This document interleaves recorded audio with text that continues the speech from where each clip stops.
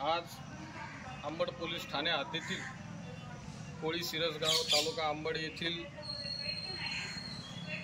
आमच्या मातंग समाजातील अत्यंत गरीब परिस्थिती असणाऱ्या भगिनी कांताबाई गंगाराम वाघमारे या गेल्या 15 वर्षापासून कोळी सिरसगाव येथे वास्तव्य करत आहेत। त्यांचे वयस्कर पती आणि त्या स्वतः दोघेही जण शेळीचा सांभाळ करून आपल्या कुटुंबाचा उदरनिर्वाह त्या ठिकाणी करत आहेत। कांताबाई गंगाराम वाघमारे यांची परिस्थिती ही अत्यंत बेताची आहे। त्यांचा पूर्ण कुटुंबाचा उदरनिर्वाह उपजीविका या शेळी सांभाळ करण्यापासून आहे। परंतु गेल्या 15 दिवसापूर्वी कोळी सिरसगाव येथील आसमान पवार यांच्यासोबत शाब्दिक वाद हा कांताबाई वाघमारे यांचा झाला। कोळी सिरसगाव येथील शिवाजवळ असणारा सरकारी रस्त्याजवळ एक पडीक जमीन आहे। त्या जमिनीमध्ये दैनंदिन प्रमाणे कांताबाई वाघमारे या आपल्या शेळ्या त्या ठिकाणी चारण्यासाठी घेऊन जात असत।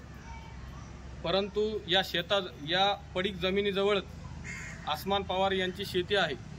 आसमान पवार यांच्या शेतीमध्ये आजपर्यंत कांताबाई वाघमारे यांनी एकदाही शेळ्या चारण्यासाठी नेलेल्या नाहीत। परंतु गेल्या 15 दिवसापूर्वी आसमान पवार आणि कांताबाई यांच्यामध्ये शाब्दिक वाद झाला आणि त्या वादामध्ये आसमान पवार यांनी कांताबाईला सांगितले की तुझ्या मागे कोण आहे आणि तू इथे शेळ्या का चारत आहेस, अशा पद्धतीची भूमिका घेऊन त्यांनी कांताबाई वाघमारे यांना धमकावलं की मी तुझं जे शेळ्याचं पूर्ण खांड आहे 25 ते 30 तुझ्या शेळ्या आहेत, या शेळ्यांना मी विषबाधा करून त्या ठिकाणी मारून टाकीन आणि तुला अशा प्रकारची भूमिका त्या ठिकाणी घेतली।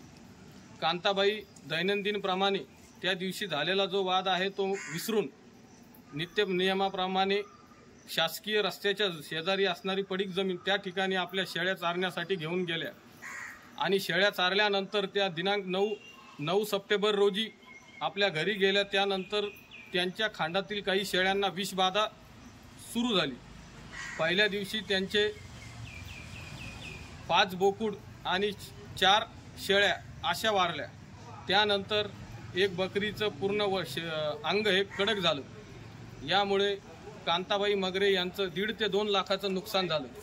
कांताबाई मगरे यांनी झालेली घटना संपूर्ण गावात सांगितली।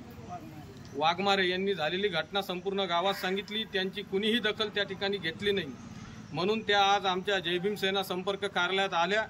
त्यांना न्याय मिळवून देण्यासाठी आम्ही या ठिकाणी आलो असता आज पोलीस निरीक्षक सतीश जाधव साहेब यांना आम्ही लेखी तक्रार दिलेली आहे आणि जो आसमान पवार आहे त्याच्यावर अनुसूचित जाती जमाती ॲक्टनुसार तसेच आर्थिक नुकसान केलं या ॲक्टनुसार गुन्हा नोंदवण्यात यावा अशा प्रकारची तक्रार दिलेली आहे। या व्हिडिओच्या माध्यमातून मी पोलीस प्रशासनाला विनंती करत आहे की आपण या कांताबाई वाघमारे यांच्यावर जी उपासमारीची वेळ आलेली आहे, या उपासमारीची वेळ आणणाऱ्या आसमान पवार आणि त्याचा मुलगा निखिल पवार हे शिर्डीला दोघेही पळून गेलेले आहेत।